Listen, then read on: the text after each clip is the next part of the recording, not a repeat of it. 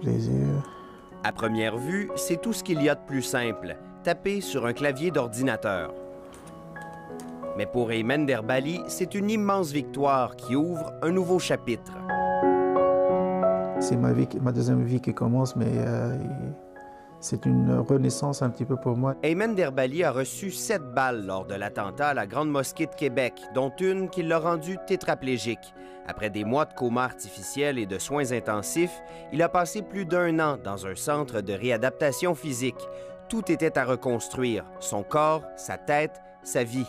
À l'époque, il craignait même de devenir un fardeau pour sa famille. J'avais vraiment un portrait plus sombre, mais maintenant je reprends des activités, je peux sortir, je peux faire des choses. Je m'occupe de tout ce qui est les travaux dans la maison, les factures et tout ça. Puis j'essaie un petit peu d'aider voir mon fils. Ayman parvient aussi à utiliser l'écran tactile de son cellulaire.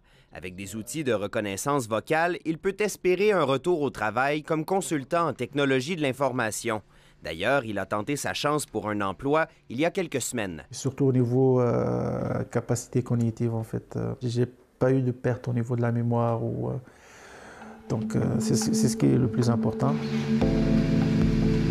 Depuis le mois d'août dernier, Ayman vit dans une maison adaptée avec sa famille. Une maison unifamiliale avec des portes et des couloirs plus larges qui lui permettent de circuler librement. Depuis le retour chez moi, je me sens très bien, surtout sur le plan aussi psychologique, de me retrouver tout le temps avec la famille. Puis, donc les enfants, quand ils reviennent, je suis toujours avec les enfants. Donc, ça fait du bien. Cette maison, c'est aussi le fruit de la solidarité.